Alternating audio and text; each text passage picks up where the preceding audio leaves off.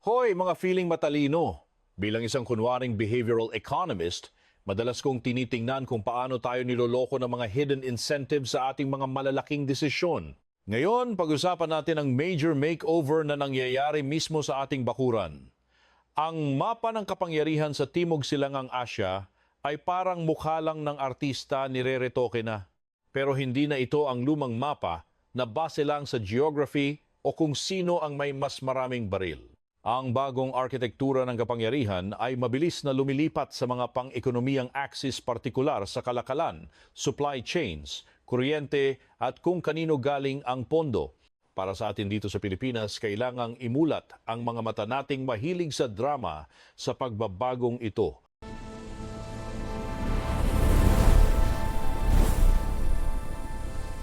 Akala niyo ba chill lang ang rehiyong ito? Hindi na ito safe space para sa mga tamad at pasibo.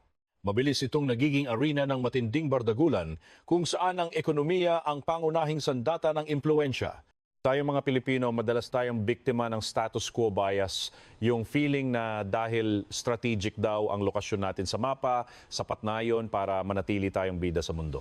Pero sa modernong geopolitics, ang pisikal na lokasyon ay parang potential lang sa resume. Ang tunay na lodi ay yung may hawak ng gripo ng yaman at kapital. Ang kapangyarihan ngayon, nasusukat sa resibo ng ekonomiya. Kitang-kita ang malinaw na paglipat mula sa pagpapakitang gilas ng militar patungo sa tinatawag nating economic statecraft. Hindi na kailangang manakop ng mga teritoryo para palawakin ang imperyo. Sa halip, kinokontrol na nila ang inyong mga supply lines, mga data center, at ang mga grid ng kuryente. Ito ang bagong laro ng kapangyarihan. At habang busy tayo sa ibang bagay, sinusulat na nila ang rules. Para maintindihan ang gulo na ito, kailangan nating himayin ang pagbabagong ito sa 5 pangunahing axis o mga puwersang nagpapatakbo sa rehiyon. Ang pag-intindi sa mga ito ay mahalaga kung ayaw nating maging audience na lang habang buhay. Dito na papasok ang tanong na pang Miss Universe para sa Pilipinas. Saan tayo lulugar sa bagong mapang ito? Ang ekonomiya natin ay matagal nang nakaasa sa gastos at padala ng mga OFW, isang modelong nagpatawid sa atin pero nagkulong din sa atin sa basement ng rehiyon.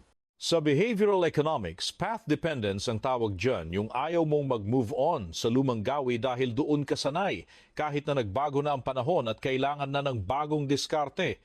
Kung hindi tayo makikipagsabayan sa paghubog ng daloy ng kapital, baka magising na lang tayo na ang pambansang saling pusa sa rehiyon. Ang unang axis ng bagong kapangyarihan ay ang pag-rearrange ng mga pandaigdigang supply chain na parang puzzle. Pagkatapos ng mga matitinding pagyanig tulad ng pandemya at ang awayang Amerika at Sina na parang mag-asawang maghihiwalay, nagbago na ang risk calculus ng mga malalaking kumpanya. Dati, basta mura ang gastos, go na. Ngayon, ang hanap nila ay yung hindi sila iiwan sa ere at may seguridad. Ito ang nagbunsod sa estratehiyang China Plus One. Ang mga kumpanya ay parang mga red flag hunter na naghahanap ng ibang matatambayan sa Timog Silangang Asya para hindi sila mag-ghost ng China pagdating sa produksyon. Nagkakaroon tuloy ng matinding Hunger Games para sa Foreign Direct Investment o FDI sa loob ng ASEAN. Tingnan niyo ang Vietnam. Sila ang mabilis na naging it girl ng manufacturing. Dahil gets nila ang kilitin ng mga dayuhang investor, nag-offer sila ng murang sahod, tahimik na politika, at sandamakmak na free trade agreements. Ang kanilang estratehiya ay isang klasikong halimbawa ng pagtanggal ng hassle para sa mga negosyo. Sila ang sumalo sa malaking bahagi ng mga pabrikang naglayas sa Tsina, lalo na sa mga electronics na ginagamit nyo ngayon. Sa kabilang banda, ginagamit ng Indonesia ang kanilang likas na yaman bilang isang estratehikong sandata para mag-flex. Sa pamamagitan ng pagbabawal sa pag-e-export ng hilaw na nickel, pinilit nila ang mga dayuhang kumpanya na magtayo ng mga pabrika ng EV battery sa loob mismo ng kanilang bakuran. Isang matapang na industrial policy move, ito na ang goal ay pilitin ang paglipat ng teknolohiya at kapital parang sa pilitang pag-share ng notes sa kaklase. Sa paggawa nito, hindi lang sila basta nagbebenta ng bato, nagiging VIP sila sa supply chain ng teknolohiya ng kinabukasan. Napakalinaw ng kanilang rasyonalidad. Kontrolin ang source, kontrolin ang merkado, parang main character lang. Samantala, ang Thailand ay nananatiling feeling Detroit ng Asia na patuloy na pinapalakas ang kanilang dominasyon sa pagmamanupaktura ng mga sasakyan at mga pyesa ng electronics. Nakabuo sila ng tinatawag na agglomeration economies kung saan ang pagiging magkakadikit ng mga pabrika at supplier ay nagpapababa ng gastos at nagpapataas ng efficiency, isang malaking group chat na walang scene zone. Ang network effect na ito ang dahilan kung bakit hirap ang ibang bansa na agawin ang kanilang mga investors. Kitang-kita rito na bawat bansa sa ASEAN ay may kanya-kanyang diskarte at clout para makakuha ng mas malaking slice sa pandaigdigang supply chain. Ngayon, nasaan naman ang Pilipinas sa usapang ito, aber? Ang ating ultimate flex ay ang ating yamang tao, ang ating workforce na magaling mag-Ingles at may mataas na antas ng edukasyon. Dahil dito, naging world-class powerhouse tayo sa BPO at mga serbisyo, ang sektor na paulit-ulit na sumasalo sa ating ekonomiya. Pero sa pananaw ng behavioral economics, baka biktima tayo ng success trap o yung tinatawag na sunk cost fallacy. Dahil masyado tayong nag-enjoy sa tagumpay ng mga serbisyo, doon na lang tayo nakatitig habang dinidedma ang pangangailangang bumuo ng matinding sektor ng pagmamanupaktura. Ang malaking what if na kinakaharap ng Pilipinas ay ito. Kaya ba nating i-shift ang ating ekonomiya mula sa pagiging service-dependent papunta sa high-value manufacturing? Kung hindi natin kayang gawin ang transition na ito, baka ma-stuck na lang ang Pilipinas sa gitna ng regional value chain, parang laging third wheel. Kailangan nating i-update ang ating choice architecture sa mga investment policy para maging mas crush-worthy sa mga pabrika at hindi lang sa mga call center. Ang ikalawang axis ng bagong mapa ng kapangyarihan ay ang infrastruktura at pananalapi kung saan nagbabanggaan ang impluensya ng China at ng mga Western institutions na feeling bida. Ang infrastruktura ang gulugod ng kahit anong umuunlad na ekonomiya, pero kailangan yan ng dambuhalang kapital. Dito na nagiging tool ng geopolitics ang pagpapautang. Para sa isang bansang uhaw sa bagong kalsada, tulay at daungan, ang pagpili kung kanino uutang ay hindi lang simpleng financial decision. Isa itong desisyon na may forever na epekto sa soberanya at kalayaan ng bansa. Siyempre, ang kapital ay laging may kasamang strings attached. Ang Belt and Road Initiative o BRI ng China ay parang sugar daddy na nagbuhos ng bilyon-bilyong dolyar sa mga infrastruktura sa buong rehiyon. Sa konsepto ng hyperbolic discounting, mas pinipili ng mga gobyerno ang instant gratification ng mabilis na pondo kaysa isipin ang long-term trauma ng utang. Pero mabilis na kapital na ito ay may kasamang malaking red flag ng debt trap at sobrang pag-asa sa isang bansa na pwedeng gamitan ang panakot sa mga isyong politikal o teritoryo sa hinaharap. Sa kabilang banda, andyan ang Amerika, Japan, at ang mga institusyong tulad ng ADB na nagpapanggap ng mga santa na may papondo, masyadong pa-perfect ang kanilang diskarte sa transparency at environment na akala mo naman ay walang bahid ang kanilang kalidad ng konstruksyon. Pero aminin natin, ang bagal ng proseso ng pag-aproba nila parang pag-usad ng hustisya dahil sa dami ng arte at technicalities. Siyempre, ayaw niya ng mga politikong nagmamadaling mag-photo op bago matapos ang kanilang maikling termino.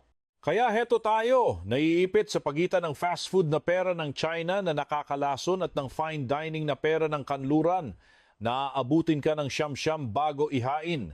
Sa Pilipinas, ang infrastruktura ay parang love life puro pangako pero laging bitin at kritikal na hamon.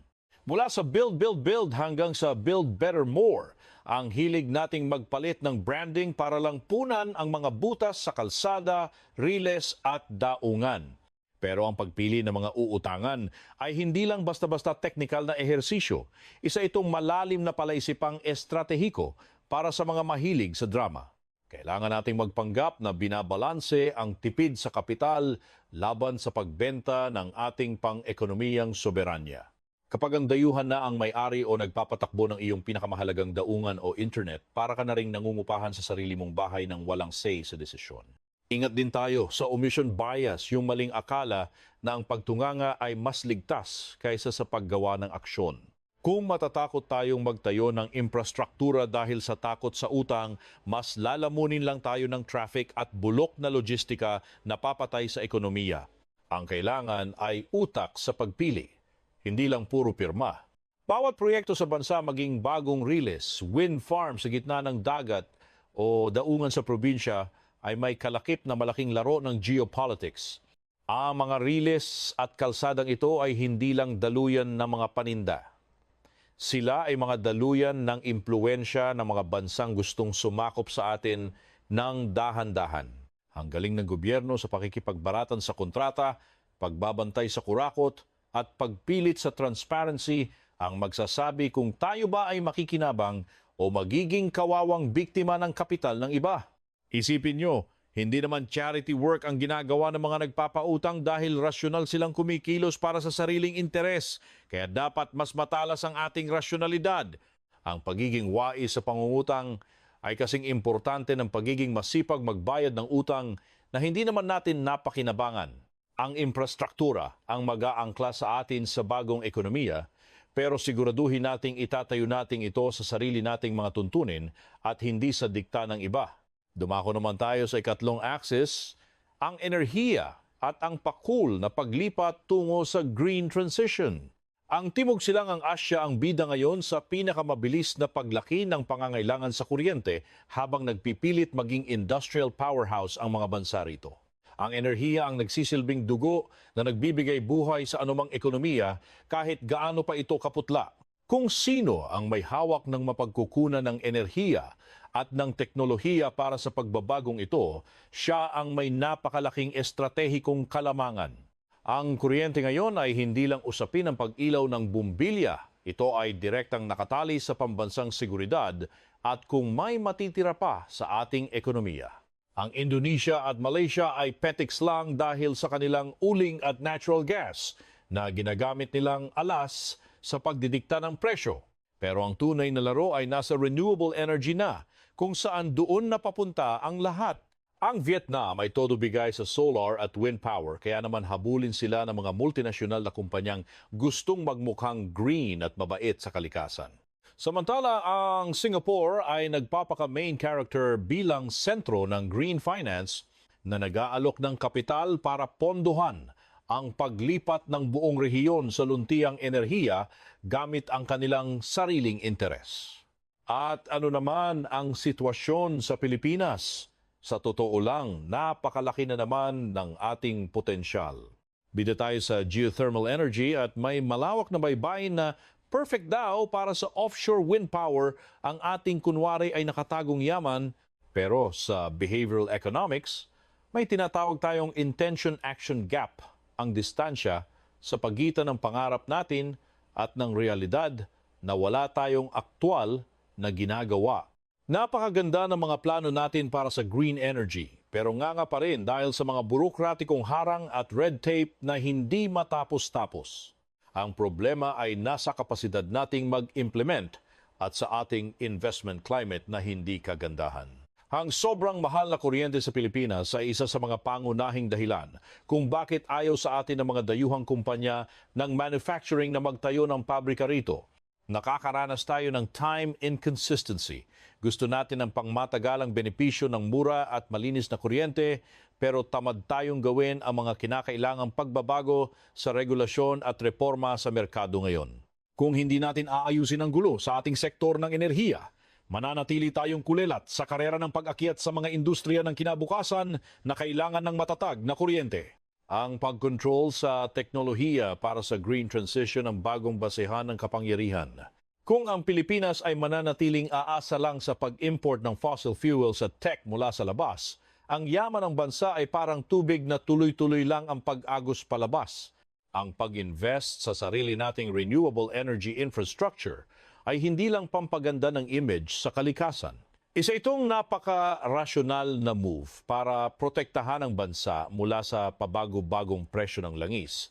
Sa world market, ang enerhiya ay kalayaan. At kailangan nating makuha yan sa lalong madaling panahon bago pa tayo tuluyang maiwan. Ito ay nagdadala sa atin sa ika-4 na axis, ang kalakalan at ang mga trade blocks na parang mga exclusive circle. Ang Regional Comprehensive Economic Partnership o RCEP ay gumawa ng higanting space para sa free trade sa Asia na siyempre ay pinangungunahan ng China. Nakakatulong daw ito para bumilis ang palitan ng mga produkto sa rehiyon at bumaba ang mga taripa. Ang pagsali sa RCEP ay isang logical na desisyon para hindi magmukhang kawawa sa pinakamalaking merkado sa mundo, pero asahan ang matinding kompetisyon na lalamon sa mga lokal nating negosyo. Sa kabilang panig, nandyan ang Comprehensive and Progressive Agreement for Trans-Pacific Partnership o CPTPP. Ito yung agreement na may napakataas na standards na pinangungunahan ng Hapon at iba pang bansang bukas ang ekonomiya na nagbibigay diin daw sa karapatan ng mga manggagawa, intellectual property at kalikasan. Sa behavioral economics, ang pagsali sa mga ganitong grupo ay isang anyo ng signaling. Pinapakita mo sa mundo na ang bansa mo ay sumusunod sa high standards at safe pag-investan. Ito ang seal of approval para masabing quality ang isang ekonomiya. Sa kasalukuyan, ang Pilipinas ay dakilang outsider sa CPTPP. Habang dumarami ang sumasali sa isang network, lalong tumataas ang value nito at lalong nagmumukhang loser ang mga nasa labas dahil wala tayo sa CPTPP. Baka lalong hindi tayo maging kaakit-akit sa mga quality investments dahil mas pipiliin nila ang Vietnam o Malaysia na matagal ng miyembro. Ang pagiging outsider ay nangangahulugan lang na ang mga produkto natin ay papatayin sa taas ng taripa kumpara sa mga kapitbahay nating mas maagap kumilos. Sa bagong siksikang mapa na ito, ginagawang armas ang pagtatakda ng mga patakaran sa kalakalan. Yung mga bansang bida sa hapagkainan kung saan isinusulat ang mga rules, sila lang naman ang laging panalo. Ang pagpapanatiling outcast sa isang bloke na may mataas na pamantayan ay siguradong magbabaon sa ating ekonomiya sa kulelat na bahagi ng pandaigdigang merkado kung saan magiging taga-provide lang tayo ng murang labor imbes na maging tagagawa ng mga produktong may tunay na halaga. Ang pag-iinarte sa labas ay hindi pagiging neutral. Isa itong aktibong pagpili na maging huli sa takbo ng pandaigdigang ekonomiya. Kailangan nating lakihan ang ambisyon sa ating trade strategy, hindi yung hanggang dyan lang. Hindi sapat na sumasali lang tayo sa mga kasunduan, kailangan nating ihanda ang mga lokal na industriya para makipagsabayan sa bakbakan. Kadalasan, ang takot na malugi ang iilang lokal na negosyo ang tinatawag na loss aversion ang pumipigil sa atin na buksan ang ekonomiya kahit na mas malaki sana ang pangmatagalang benepisyo para sa buong bansa. Ang pag-unlad ay nangangailangan ng pag-angkop at ang pag-angkop ay nangangailangan ng kapal ng mukha na harapin ang kompetisyon sa pandaigdigang entablado. Panahon na para itapon ang takot na ito. Dumating na tayo sa ikalima at huling axis, ang digital economy. Dito raw may tunay na pagkakataon ang Pilipinas na gumawa ng isang malaking pagtalon o leapfrogging. Napakalinaw daw ng bentahe natin, puro kabataan, magaling mag-English, at tayo ang hari at reyna ng social media at internet sa buong mundo. Ang ating demographic dividend ay saktong-sakto raw para sa isang ekonomiyang nakabatay sa teknolohiya at impormasyon. Digital natives daw ang ating mga mamamayan na nagbibigay sa atin ng kunwari ay matibay na pundasyon para sa inobasyon. Gayunpaman, mayroon tayong malaking kapintasan. Habang tayong world champion sa pag-ubos ng digital content, ang mga malalaking platform, infrastruktura ng data at ang daloy ng teknolohikal na puhunan ay kontrolado pa rin ng mga higanteng kumpanya mula sa Amerika at Sina. Sila ang tunay na may-ari ng mga app na ginagamit natin araw-araw. Ang estratehikong tanong para sa Pilipinas ay kung mananatili ba tayong isang dambuhalang market of consumers, isang palengke na tagabili lang ng serbisyo o magiging isang sentro na lumilikha ng sariling halaga at teknolohiya. Napakalaki ng pagkakaibang ito. Kung hindi tayo makakabuo ng isang matatag na lokal na ekosistema para sa teknolohiya, ang kapangyarihan sa digital economy ay mananatili sa labas ng ating mga hangganan. Data ang itinuturing na bagong langis. Pero sa kasalukuyan, pinamimigay lang natin ang ating data ng libre sa mga dayuhang korporasyon. Sa pananaw ng behavioral economics, isa itong malaking opportunity cost. Nawawalan tayo ng bilyon-bilyong dolyar dahil hindi natin kayang gamitin ang sariling data para gumawa ng mga lokal na solusyon, artificial intelligence at mga digital na produkto na pwede sana nating ibenta sa ibang bansa. Para maging tunay na manlalaro sa digital na espasyo, Kailangan natin ng mga radikal na pagbabago. Kailangan nating pondohan ang research, suportahan ang mga lokal na tech startups, at ayusin ang ating cybersecurity. Ang digital sovereignty ay nangangahulugang tayo ang may control sa sarili nating impormasyon at may kakayahang bumuo ng teknolohiyang sasagot sa sarili nating mga problema. Ito lang ang tanging paraan para masiguro na ang ating mga mamamayan ay hindi lang nagiging mga utusan sa gig economy, kundi mga arkitekto ng hinaharap ng internet sa rehiyon. Aminin na natin, itong bagong mapa ng kapangyarihan sa Timog Silangang Asya ay hindi na tungkol sa kung sinong bansa ang may pinakamalakas na militar o pinakamaraming barkong pandigma na pang-flex. Ang tunay na batayan ng impluensya ngayon ay kung sino ang may hawak sa gripo. Ang daloy ng mga paninda sa supply chain, ang daloy ng puhunan para sa mga infrastruktura, ang bilis ng internet at ang mga pag-green energy na yan. Itong mga daloy na ito ang nagsisilbing life support ng rehiyon at ang bansang marunong makisawsaw at kumonekta ng maayos sa mga ito ang siyang tunay na aangat. Sa Pilipinas naman, heto tayo, nasa gitna na naman ng kalsada at hindi alam kung saan lilingon. Sa isang banda, feeling bentahe tayo sa ating demografiya, sa ating dikit sa kultura at negosyo ng kanluran, at sa ating ekonomiyang puro serbisyo ang inaatupag. Pero, sa kabilang banda, ramdam na ramdam natin ang pressure mula sa mga kapitbahay nating ASEAN tulad ng Vietnam at Indonesia na busy sa pagtatayo ng mga factory at pagiging agresibong sentro ng inobasyon habang tayo ay nakatitig lang. Ang laki ng gap ng ating potential kuno sa realidad nating pagong kung umunlad at yan ang kailangang piliting isara. Ang mga desisyong gagawin natin sa susunod na 5 hanggang 10 taon ang magsasabi kung lulubog ba tayo o lulutang. Mula sa pag-aayos ng mga batas para hindi matakot ang mga investor, paggawa ng mga infrastrukturang hindi puro utang ang puhunan, hanggang sa pagsali sa mga trade deals gaya ng CPTPP, at paggawa ng matinong plano sa enerhiya at digitalisasyon, lahat yan ay magkakabit-kabit. Hindi pwedeng mamili lang tayo ng isa at i-ghost ang iba. Ito ay isang kumpletong package deal para hindi tayo mamatay sa gutom sa ekonomiya. Kung hindi natin aayusin ang sarili nating bakuran at gagawing aesthetic ang business environment natin, natural na sa kapitbahay pupunta ang mga may pera dahil rasyonal sila. Kailangan nating gumawa ng isang choice architecture kung saan ang Pilipinas ang lalabas na pinaka-logical, pinaka-profitable at pinakamadaling choice para sa negosyo. Ang kompetisyon ay hindi tungkol sa kung sino ang may pinakamaraming yaman, kundi kung sino ang may pinakamatino at pinaka-smart na patakaran. Ang goal dapat natin ay maging bida o hub sa mapang ito, hindi yung hamak na spoke o tulay lang na dinadaanan ng yaman ng ibang bansa. Kapag pumalpak tayo, mananatili tayong hamak na stopover lang sa isang malaking sistema na iba naman ang nag-design at nagpapatakbo. Magiging taga-supply lang tayo ng mga manggagawa para sa kanilang mga industriya at tambakan ng kanilang mga produkto. Panahon na para magising at baguhin ang ating pananaw. Ang ekonomiya ay hindi isang laro kung saan tayo ay mga audience lang na nanonood. Isa itong arena kung saan kailangan nating maging aktibong player.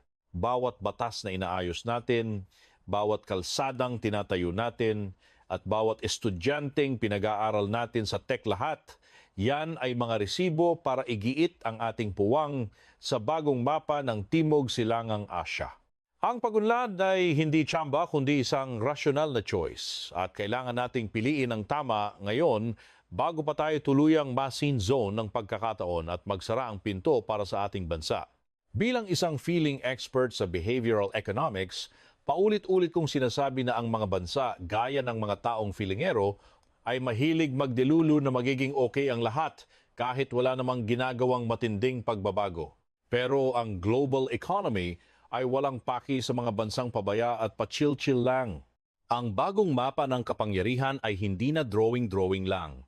Binubuo na ito ng mga trade deals, mga pabrika ng microchip, mga solar panel at mga fiber optic cable na hindi natin gaanong pinapansin.